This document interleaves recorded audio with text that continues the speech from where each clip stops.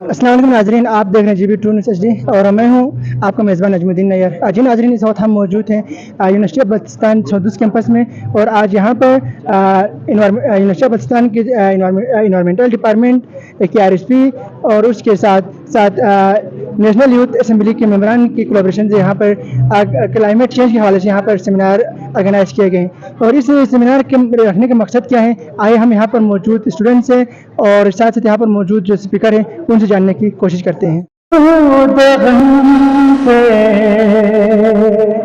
निकल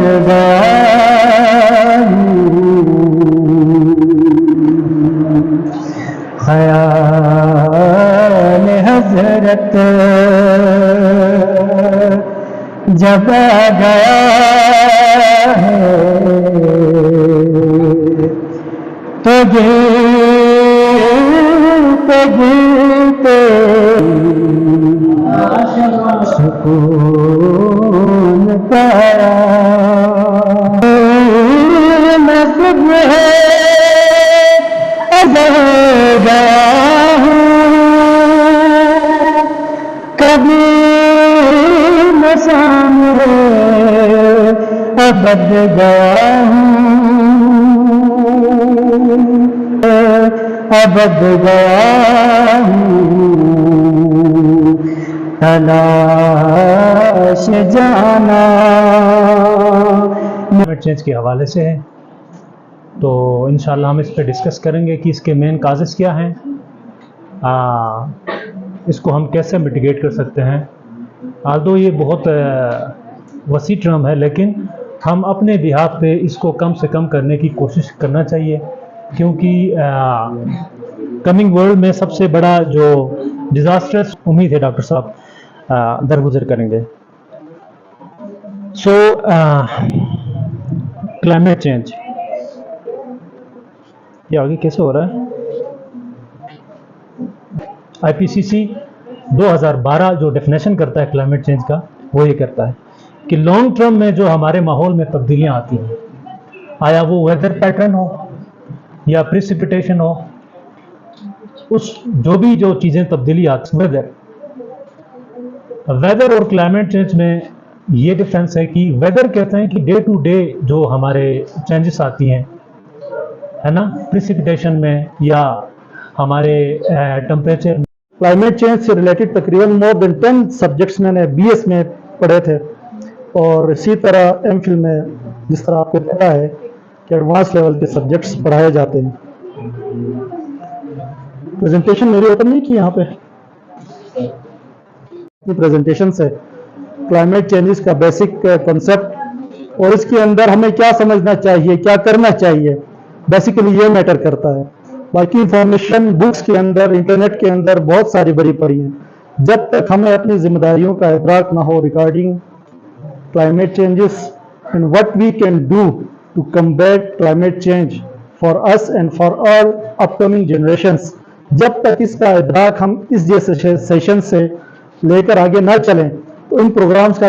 लेकिन एक चीज़ जो मैं आप लोगों को बताता चलूँ, इस प्रेजेंटेशन के अंदर भी मैं सारी चीज़ें आपको नहीं बताऊंगा, आप ये प्रेजेंटेशन लेकर जाएं, इसमें मजीद इंप्रूवमेंट की ज़रूरत है।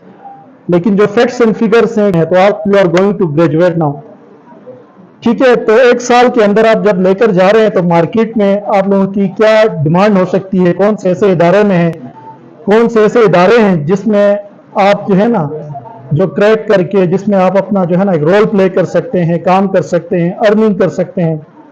तो जब इंटरनेशनल पीस है, ग्लोबल पीस, इस तरह का कोई human rights of United Nations इदारे का एक बड़ा स्कॉलर एग्जीक्यूटिव डायरेक्टर हैं, आई थिंक उनका नाम क्यूमी इस तरह का कोई है, उसका नाम थोड़ा सा स्किप हो गया।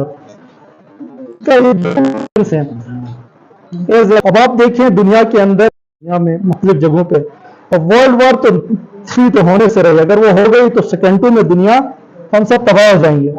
लेकिन ये प्रॉक्सी वार्स हो रहे हैं, डिफरेंट वार्स हो रहे हैं, तो इन सब के सॉल्यूशंस, इन 3 जो मेजर दुनिया के थ्रेट्स हैं, जो इश्यूज हैं, चाहे वो वार हो, वो सुलह सफाइयों से ठीक हो सकती है। हेल्थ के तो कुछ चीज़ें ऐसी हैं जो मैं आपको स्लाइड्स के साथ बता दूंगा, वो आपकी जहनों में अजबर होनी चाहिए। बीइंग इन्वायरमेंटलिस्ट आप लोग गो थ्रू करें। लास्ट टाइम में मुझे सरार साहब ने बुलाया था तो मैंने एक चीज़ बताई थी, वो मुझे अभी याद आई, मैं अभी पूछूंगा। एक पाकिस्तानी राइटर का मैंने आपको बताया था, जर्नलिस्ट हैं, क्लाइमेट चेंज एक्टिविस्ट हैं, उनके आर्टिकल्स कौन पढ़ रहा है मुझे बताएं आज। उनका इंटरेस्ट यहीं से जाहिर होता है, जैसे रजाकत साहब ने बता दिया कि at the end of this presentation आपका छोटा सा आज क्वेश्चन आंसर सेशन होगा, क्विज होगा, जिसके बेस पे मेरे ख्याल में आप लोगों को सर्टिफिकेट भी दिए जाएंगे। तो आप लोगों का अगर बड़े बड़े साइंटिस्ट का भी आप सेमिनार्स देखें तो वो छोटी छोटी डायरीज या कुछ पेजेस लेकर बैठते हैं ताकि वो चीज़ें नोट करें और department of environmental science university of Balochistan की तरफ से, तो आप आए और यूथ असेंबली आप आ जाएं, इवेंट करवाएं और इस तरह के अच्छे स्पीकर लेके आ जाएं ताकि इससे हमारे students knowledge, updated knowledge gain कर सके। तो लास्ट में सर ने कहा था एक छोटी सी क्विज होगी ताकि पता चले कि बच्चे सुन रहे थे या कुछ और चीज़ों पे मसरूफ होते थे। तो मैं पहले ये जिसको आएगा वो रेस योर हैंड, स्टूडेंट्स ये नहीं कि इधर से भी बोले इधर से भी, जिसको आएगा वो हाथ खड़ा करे, मैं बता दूंगा जी, वो बता दें। अच्छा सर ज्यादा जी नहीं, कोई 9 मिलियन हेक्टर एग्जैक्टली। अच्छा एग्जैक्टली 200 से 300 मिलीमीटर। तो थैंक यू सो मच। अच्छा लास्ट एक डॉक्टर साहब की प्रेजेंटेशन पे कहा था प्री इंडस्ट्रियल एरा कब से शुरू होता है, कोई बता सकते हो? जी लास्ट 1750 एग्जैक्टली। और इंडस्ट्रियल एरा फिर कब शुरू हुआ? जी एग्जैक्टली आपका जवाब दुरुस्त है। तो नहीं इंडस्ट्रियल एरा सर, आप नहीं इंडस्ट्रियल एरा पे सर मैं दिखा था। अच्छा तो मैं रजाकत साहब से गुजारिश करता हूँ कि आप आए और डॉक्टर साहब को शीट दें। और गवर्नमेंट ऑफ एनवायरमेंटल साइंसेस और स्पेशली बच्चे हमारे जो है ना मेनली एसेट हैं। तो आप सबका बहुत शुक्रिया कि आप लोग हमें सुना और हमें ये मौका दिया कि हम आपसे जो है राय बगराए आकर रूबरू होते हैं, आप इंटरेक्टिव सेशन में सीखते हैं आते हैं। तो ये अमल इंशाल्लाह जारी रहेगा कि ये बहुत इम्प्रूव होता है। बस आप बैठे नेक्स्ट साजिद अली सर आगे।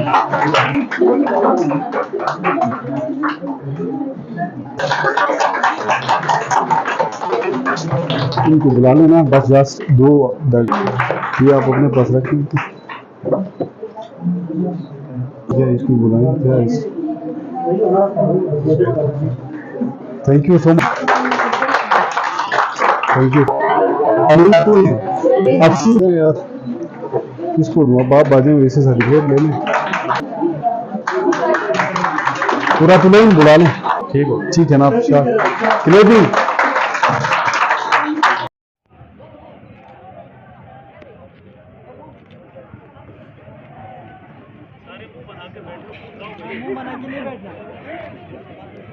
स्माइल थोड़ा सा है सर। आजकल हालात ऐसे हैं ना पाकिस्तान के, क्लाइमेट चेंज हो गया। अस्सलाम वालेकुम। तो आप मुझे बता दें अभी यहाँ पर जो क्लाइमेट चेंज के हवाले से जो प्रोग्राम किए गए हैं इसके बारे में आप क्या कहेंगे? ये आज यूनिवर्सिटी ऑफ बलूचिस्तान की तरफ से जो प्रोग्राम किया गया क्लाइमेट चेंज मिटिगेशन और अडेप्टेशन पे, ये बहुत इंपॉर्टेंट है बिकॉज क्लाइमेट चेंज की जो इफेक्ट्स हैं वो एक लोकल या नेशनल लेवल पे नहीं हो रहे, ग्लोबल लेवल पे हो रहे हैं और ग्लोबल एक्शंस की हमें ज़रूरत है। बिकॉज अडेप्टेशन और मिटिगेशन में लोग हमारे पास कोई ऑप्शन हो, बिकॉज ये हमारे लिए कंपलसरी है और ये इंपॉर्टेंट है बिकॉज इसके बगैर हम जो हमारे गोल्स सेट किए हुए हैं SDGs और इस तरह के जो दूसरे कार्बन न्यूट्रल जो गोल सेट करती हैं कंपनी से, इंटरनेशनल हो नेशनल हो, तो उन पर जो है ना उनकी अचीवमेंट मुश्किल हो जाती है अगर हम ये जो है सेमिनार्स ना करवाएं। बिकॉज अवेयरनेस हमारे पास फर्स्ट स्टेप होती है किसी भी चीज़ की, जब हम अवेयर करेंगे उसके बाद हम जाके अडेप्टेशन और मिटिगेशन पे आएंगे। और मुझे लगता है कि गिलगित बल्तिस्तान में इस तरह के सेशंस बहुत ज़्यादा होने चाहिए। इसकी बेसिक वजह ये है कि ये एक बहुत ज़्यादा फ्रेजाइल एरिया है। यहाँ पे एंटार्क्टिका और आर्टिक के बाद सबसे ज़्यादा ग्लेशियर्स पाए जाते हैं, मोर देन 7000 ग्लेशियर्स पाए जाते हैं और इनके ग्लोबल राइजिंग टेम्परेचर की वजह से ये मेल्ट हो रहे हैं और ग्लेशियर लेक्स बन रहे हैं और ये ग्लेशियर लेक की फ्लडिंग खुद एक बहुत बड़ा रिस्क है और एक बड़ा प्रॉब्लम है हमारे लिए, जिसके लिए हमारा ग्लव जो है वो काम कर रहा है। और मुझे लगता है कि जिस तरह का ये रीजन है, अगर यहाँ पे हम नहीं करेंगे तो जो वर्ल्ड जो है कॉन्सिक्वेंसेस फेस कर रही है उससे कहीं ज़्यादा जो है ना फेसेस यहाँ में हमें करना पड़ेगा, और इसके लिए हमें खुद एक्शंस लेने पड़ेंगे। सबसे पहले हम अपना कार्बन फुटप्रिंट कम करें और अपने जो है ना जो ऐसे हमारे जो एक्टिविटीज़ हैं जो है ना कार्बन क्लाइमेट चेंज में ग्लोबल वार्मिंग कंट्रीब्यूट करती हैं उसको हम कम करें।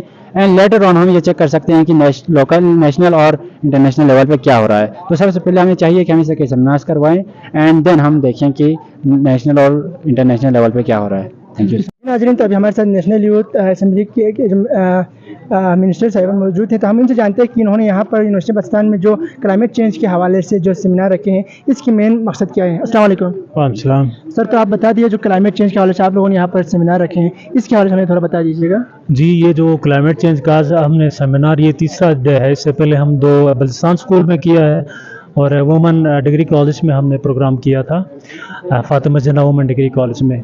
तो इसका जो नेशनल यूथ असेंबली ने ये कंडक्ट करवाया है AKRSP की और यूरोपीय यूनियन की मदद से। तो इसका कराने का बेसिकली पर्पस ये है कि क्लाइमेट चेंज एक पूरी दुनिया का एक इशू है। अभी साइंटिस्ट कहते हैं कि वर्ल्ड वॉर 3 से जितना नुकसान वर्ल्ड वॉर 1 और 2 में जितना नुकसान हुआ है, अगर हम क्लाइमेट चेंज को कंट्रोल नहीं करेंगे तो अनकरीब दुनिया वर्ल्ड वॉर की तरह से ही तबाही के दहाने पे पहुंचेगा। क्योंकि ग्रीन हाउस गैसेस की ज़्यादा एमिशन की वजह से स्पेशली गिलगित बल्तिस्तान और पाकिस्तान, इस वक्त पाकिस्तान आल्दो हमारी कंट्रीब्यूशन ग्रीन हाउस गैसेस में बहुत ही कम है, यानी 0.30% है, जबकि हम मोस्ट अफेक्टेड कंट्रीज हैं और हम ज़्यादा से ज़्यादा नुकसान इसमें उठा रहे हैं।